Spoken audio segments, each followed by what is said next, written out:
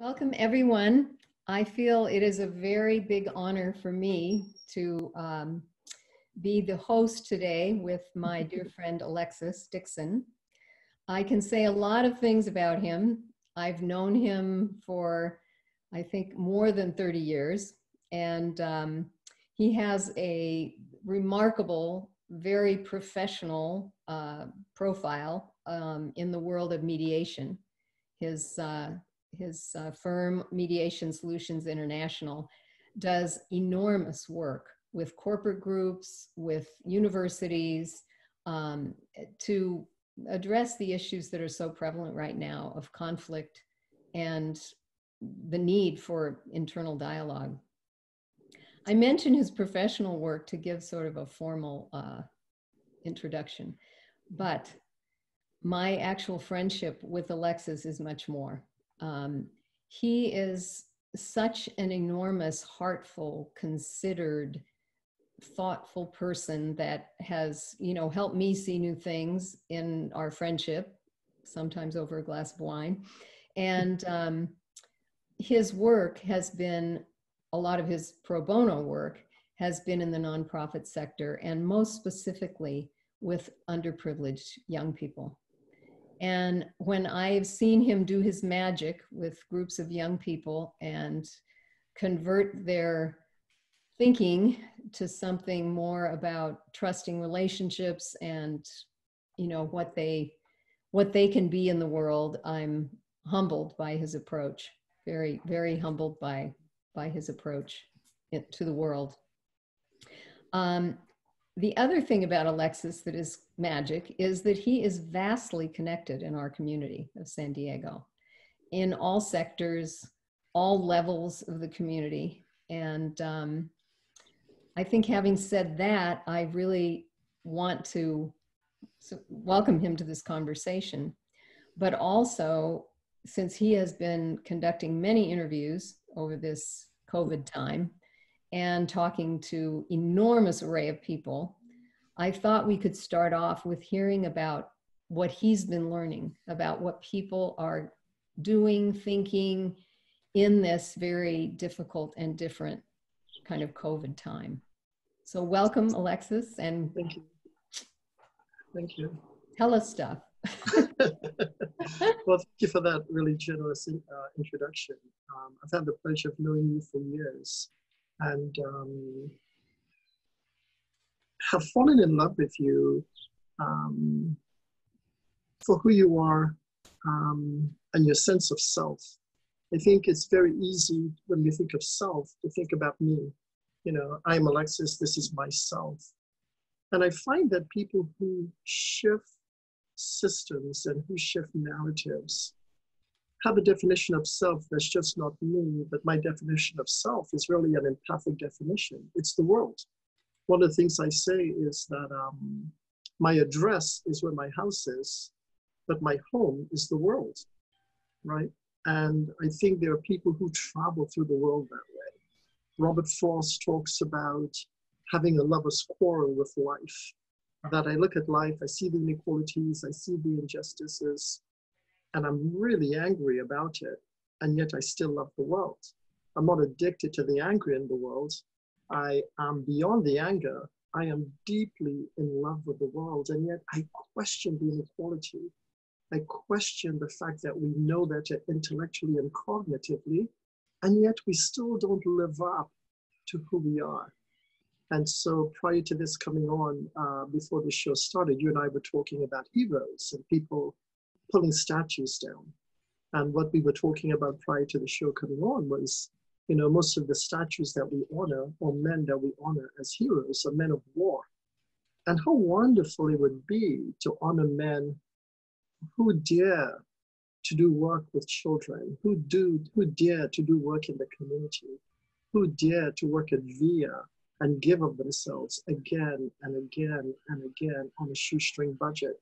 Wouldn't it be nice to see a monument to Rigo? Wouldn't it be nice to see a monument to the people of VIA or the women across the border who have, I'm not going to say nothing, who have very little things, but give so much of themselves, right? It's a different definition of poverty. right? We can say, oh, these are poor people. And I say, well, define poor. Define poor. What is poverty? Oh, they don't have economic means. Oh, but these are the people who are creating change in the world, right? These are people who have no external thing to give, but their spirit is enormous. So when we talk about poverty, we really have to kind of define that. You know, what is poverty and what is wealth? And perhaps the virus is inviting us to kind of redefine what poverty is, redefine my sense of self and my place in the world, redefine how I choose to live in the world, because perhaps the question isn't, why am I here? Maybe that's not the question. Maybe the question is, now that I'm here, what do I want to do with my time here? Now that I'm here, I don't know why I'm here. I can contemplate that, and God knows I've drank enough wine to contemplate that. But haven't come up with the answer to that. But if I say, now that I'm here, what do I want to do with Elisa? What do I want to do with Regal? What do I want to do with John? What do I want to do with Joanna? How do I create a broader definition of myself so that I'm giving because I'm part of an ecosystem of humanity? And so I think the virus has invited us to have a new definition of self. And that new definition is that I have an identity in relationship with everyone on this video, on this Zoom call. What I'm learning in the interviews I'm doing is the amazing work of teachers who have seldom been recognized for the work they do. I want to say that again. Teachers are just extraordinary people. They're not famous. They're oftentimes ridiculed. They're never recognized for the work they do. And it's very interesting, speaking of teachers, I'm an associate of mine, Catherine Williams, who's a psychologist at UCSD, just did a talk and an interview with 5 teachers. And the level of commitment to their students in the time of uncertainty, when they have their own lives to deal with, and they have every excuse to be selfish, to really not care about their students, because they're never recognized, they're not compensated well, they're not considered, quote unquote, societally sexy because they're not a Kardashian or some famous Hollywood actor or actresses. And you sit and you listen to these teachers speak, and they've got something you can't buy. They've got passion for what they do. They love teaching children. And so they're looking at Zoom fatigue is one of the things they're talking about. They're looking at how to teach children to be on Zoom so they're not self-conscious. They're looking at how to educate children because they were never taught to educate online. So they're looking at how do they do that effectively. And I'm listening to them talk, and it's unrehearsed, it's unpretentious, and there's this passion and caring. Again, a different definition of self. Myself is my student, and I do well if my students do well. And so that definition, so what I'm learning is that teachers need to be more recognized and more valued for what they give our children. And when we talk about loving the future and belonging to the future isn't a vacuous space. The future is the next generation. If you love the future, you have to love children. You have to educate them. You have to nurture them. You have to spend time with them. And you have to do something that's really, really, really difficult. You actually have to listen to them. That's hard. And listening is powerful. So that's the first thing I'm learning. The second thing I'm learning is because we also interview a lot of scientists, and how fortunate we are to have UCSD in our backyard, the Salk Institute in our backyard, the Burnham Institute in our backyard. I mean, my goodness, we've got some of the best minds in the world in our backyard. And the same thing with scientists. We live in a fact-averse world now. We live in a world where Dr. Fauci has to have a bodyguard. A scientist has to have a bodyguard. I mean, I want you to, irrespective of what political party you belong to, I just want you to hold that. A scientist needs a bodyguard.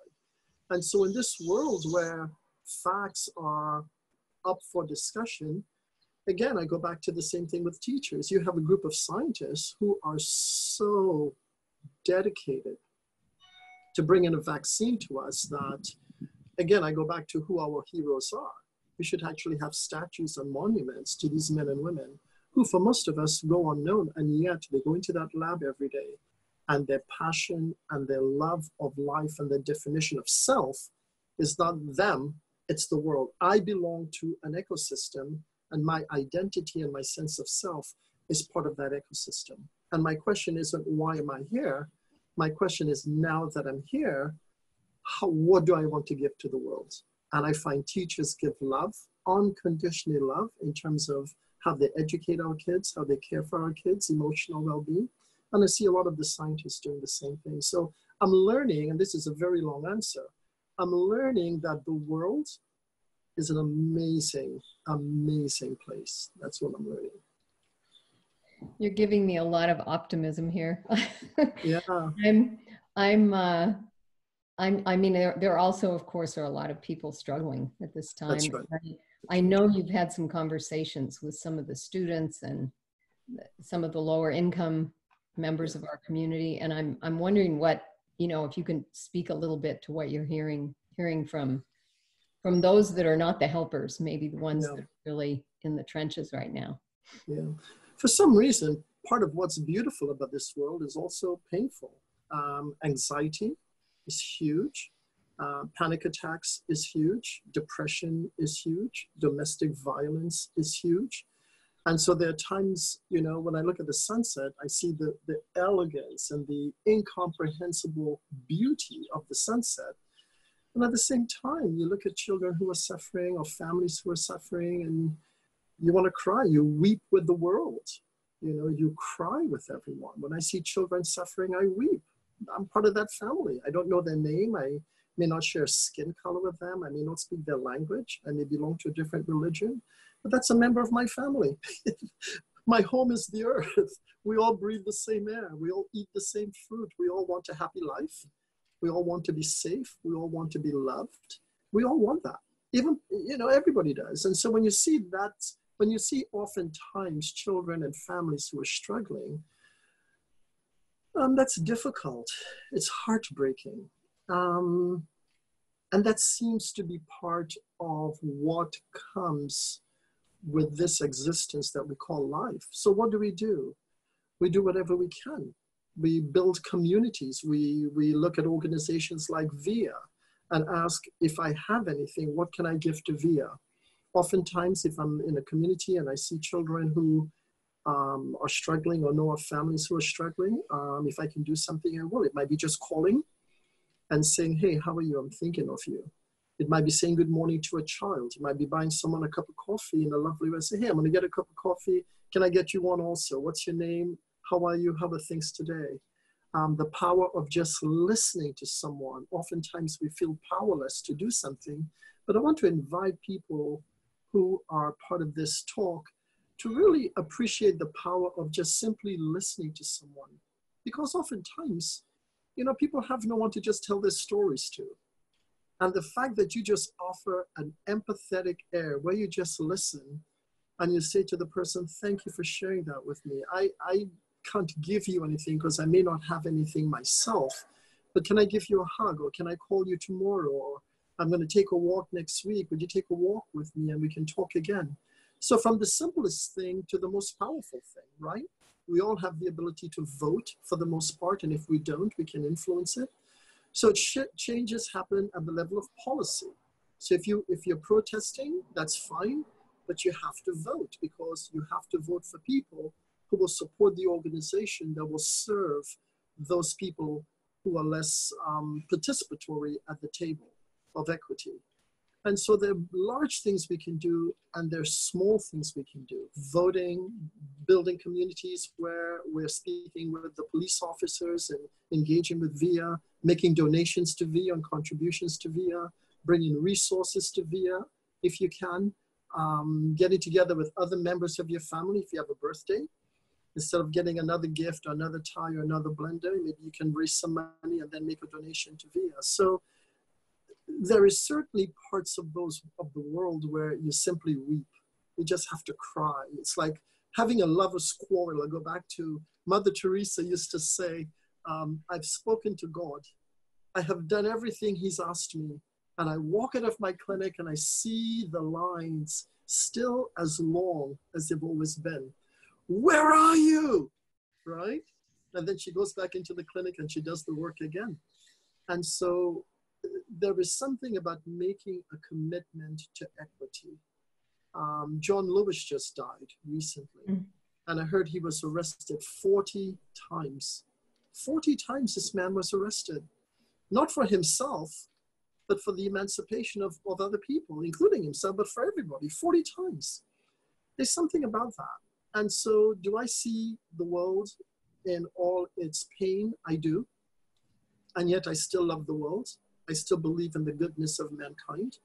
I still believe that I will wake up every morning and contribute what I can to make a difference. And I may not see the change, but like Mother Teresa and Nelson Mandela and Martin Luther King and Robert Kennedy, I remain fully committed to being a good force in the world as much as I can, even if I don't see the change.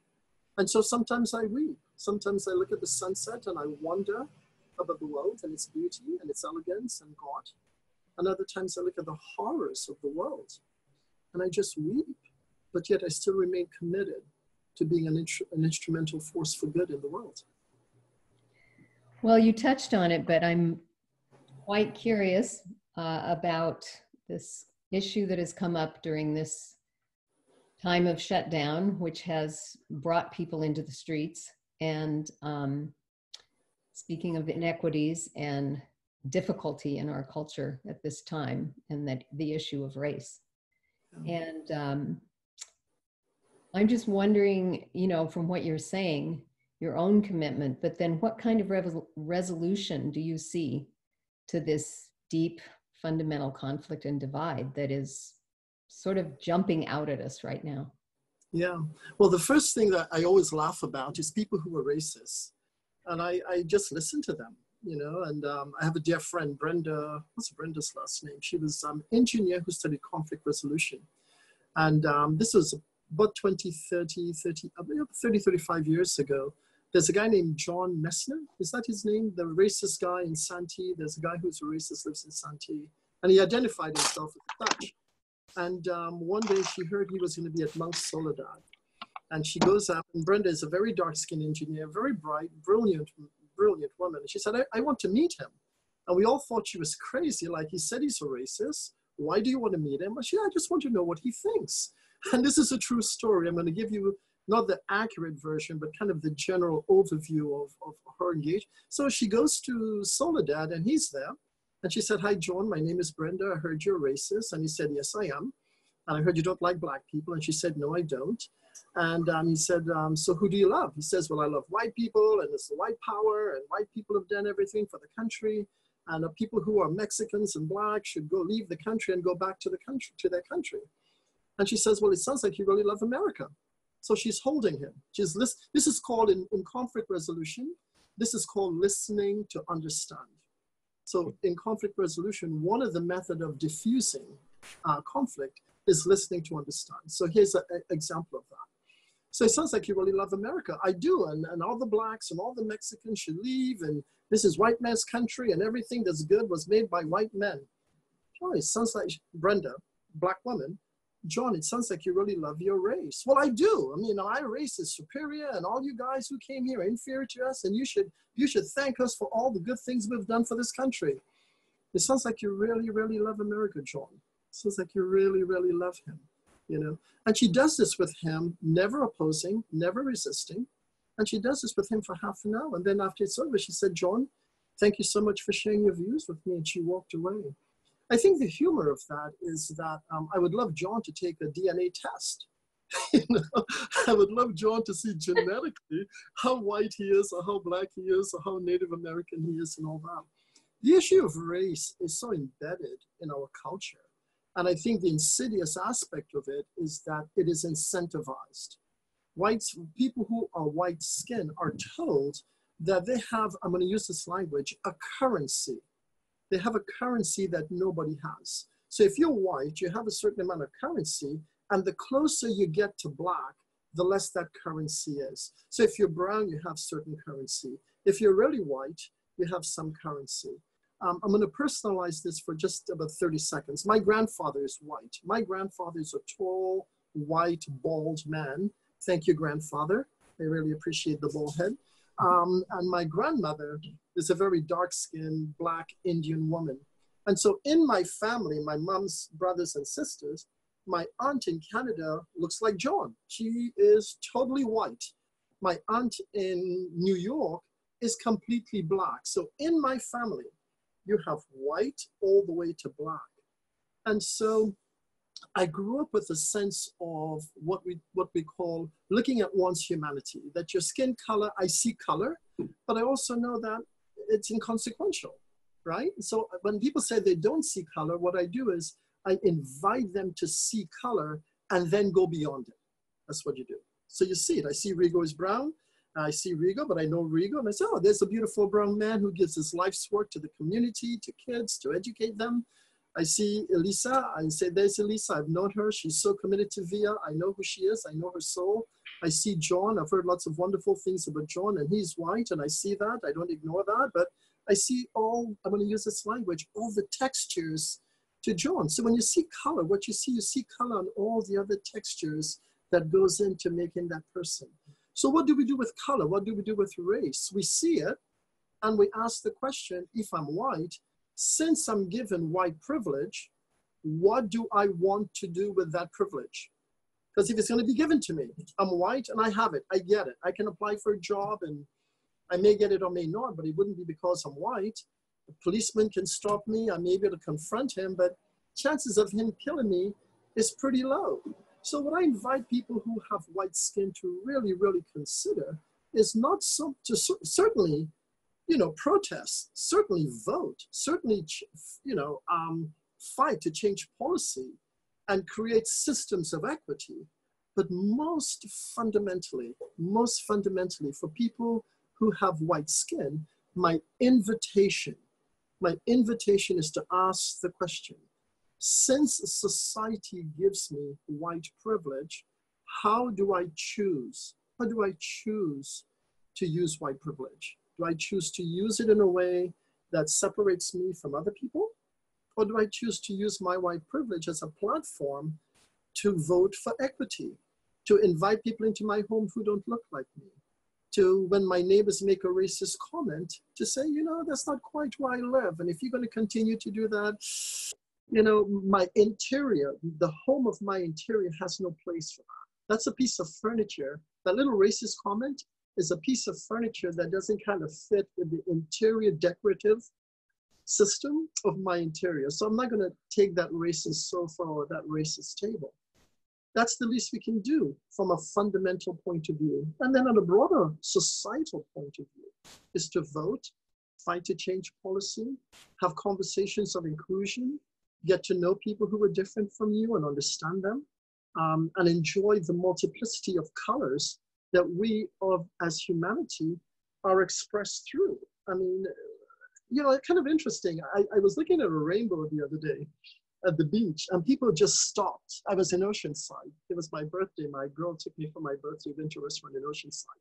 And we're coming back and there's the rainbow. And I swear to you, Black people, white people, short people, fat people, tall people, bald people, people with a lot of hair, surfers, nerds, everybody just stopped.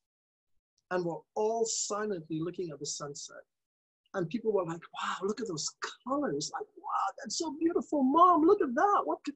And people were marveling at the colors of the sunset. And I thought, imagine if we did that with each other. If we just marvel with each other and the colors we come in and the conversations we bring because of the colors we come in. So what do we do with racism? We stand up against it. And then we ask the question that I've asked. How are we going to participate in this conversation of racism? Because that's where our power is. We may not be able to change everything that's happening, but we're able to ask, you know, I have white skin.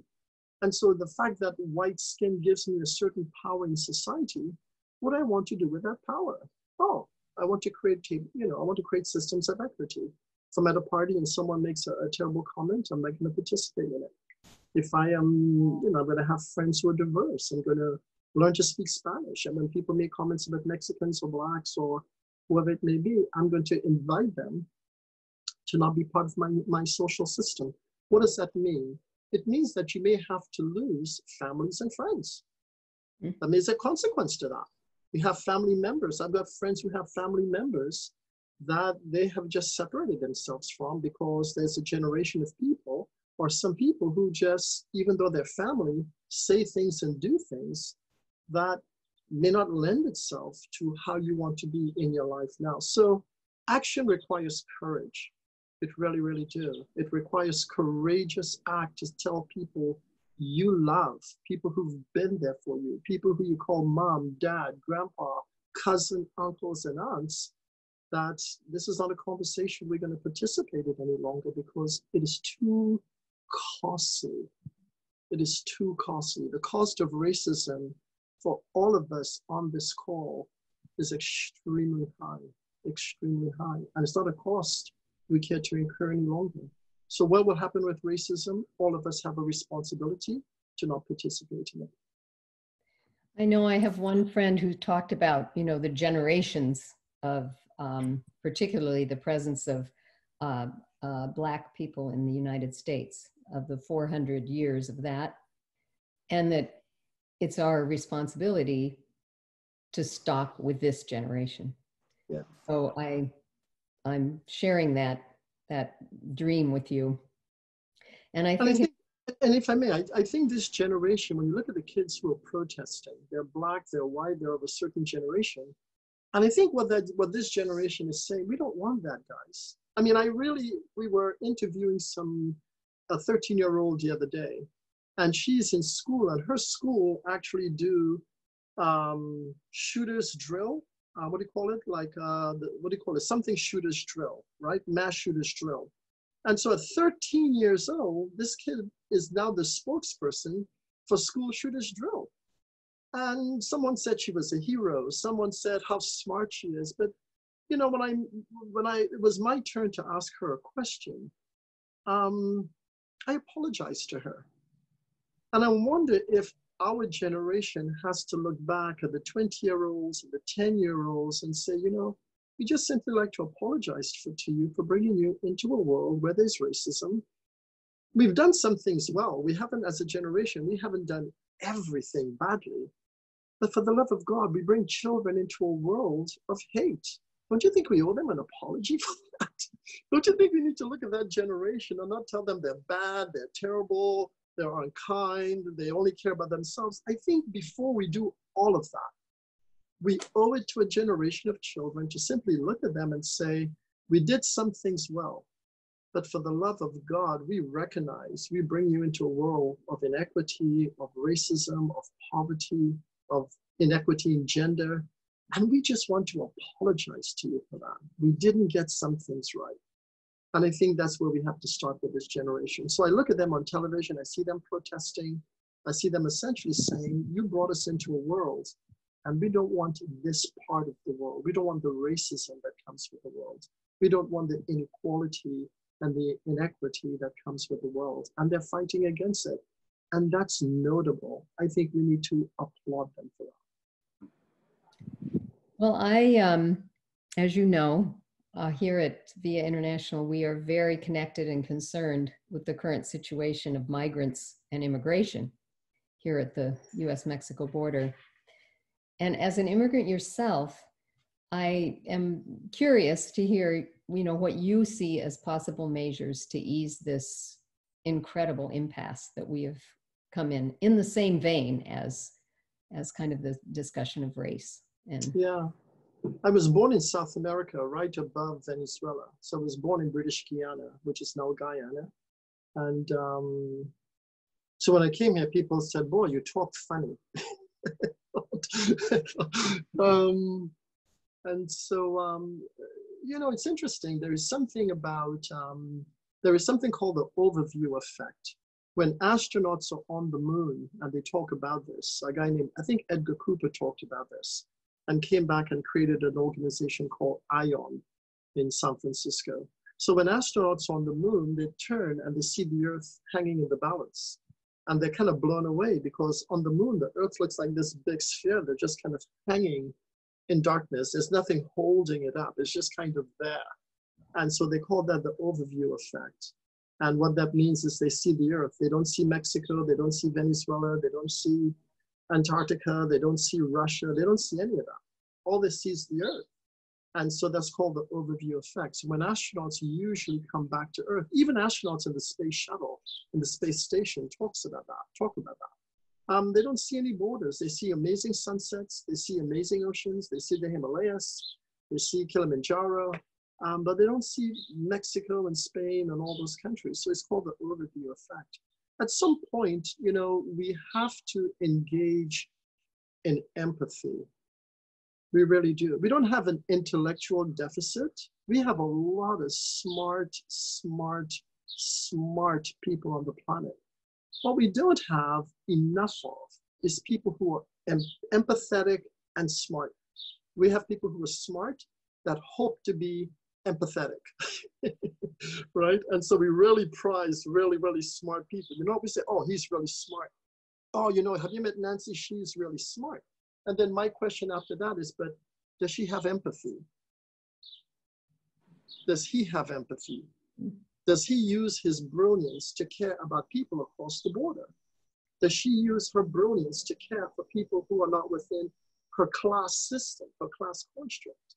So what we're talking about when we talk about immigration and immigrants is simply a lack of empathy for other people who don't look like us, who don't care for us. And at the most vulgar, and I use that word deliberately, at its most perverse, is that we see them as the other. This is me, and that's them. There is a little funny joke about two guys that are lost in the middle of the ocean, and they're in a boat, and the one is on this side, one is on that side because they're fighting. And they're fighting in the middle of the ocean while they're lost. And the one guy sitting here looks over to this guy and he goes, hey, there's a hole in your side of the boat. Well, I think you get the joke. We're all in the same boat. And if there's a hole in that side of the boat, there's a hole in the boat. Yeah. And so I think the most perverse thing, I think the way to offend God, I will talk about this in religious terms for a moment. I think the way to offend God is to not see yourself as your brother, to see someone else other than a child of God and treat them as if they're not. And so for me, immigration is a perversion that if we continue to do it, we become what they call lost souls. I cannot look across the border and see someone with brown skin speaking a different language and think that's not my brother. And then go to church on Sunday and pray to God to bless me. How do I do that? Even if I don't believe in God, how do I sit at my dinner table and eat lettuce and think that the guy across the border is not my brother? He picked it. He had a hand in it. She had a hand in it. And so this whole idea of immigration, I mean, we all know that if we took away the contributions of immigrants to this country, there's a lot of comforts of life we wouldn't have. And it is at its most fundamental. If you're not Native American, you know, we're all immigrants. And so immigrants telling other immigrants not to come because we immigrants got here first, you know, it's a bit laughable. So we hurt people. We create enormous damage to other people by seeing them as other. And we put policies in place to keep them out. We elect people in office to keep them out. And we continue to create a perversion that just at some point, and we see it in the young generation, they come into this world and they ask us, what are you guys doing? You know, we have a generation that we're going to have to answer for. At some point, history, future generations will look at us and go, what the hell were they thinking? Why were they behaving this way? Did they not know better? Did they know better and not care? So we're writing history in real time. We are writing history in real time. What is the history we are writing about the folks across the border? What is the history we are writing right now about people who don't look like us? What is the history we are writing about ageism? About ageism, people who are no longer 50 or 60 or 70. You know, my friend says to me, 50 is the new 40, 60 is the new 50, and 70 is the new sexy. And she's 70 years old. In terms of immigration, so in terms of immigration, it's yet another perversion where we see other people as other, and we don't see ourselves in other people. And that's simply not true. Again, I go back to voting. We have to vote, you have to fight for policy. We have to fight to elect people who will create a world of equity. And there is enough for everybody to survive. When I go into conflict resolution, the biggest aspect of conflict is really having, there are two types of listening, and I'll do this very quickly in conflict. One is listening to understand, and one is listening to defend. In listening to defend, I have a position that I think I'm right and the other person is wrong. And so I fight to the tooth to defend that. And the other person fights to the tooth to defend that. But think of any war that happened. World War I, just think of any war. At the end of the war, what did both parties eventually do? Sit down and listen to each other and sign a treaty, right? So we've killed millions of our own species only to, at some point in time, sit down and say, okay, how do we want to live in coexistence? And so at that point is where, we meet each other. We say, well, here's what I'd like, here's what you'd like, and let's find a way to make this happen. So again, to just go back to the water issue, it's complex in many, many ways. And there's economic ramifications, there are political ramifications, there's fear. We haven't talked about fear and the role that fear plays in not knowing. I don't know what this guy looks like. He speaks a different language. What are they saying? Are they talking about me? Are they threatening me? The guy has this thing on his head and he speaks a different language and he eats a different food. And so we have fear, not of the unknown. People say we have fear of the unknown. What I've learned in conflict resolution is we're fearful of losing what we know. Because you cannot be afraid of something you don't know. So we don't have fear of the unknown.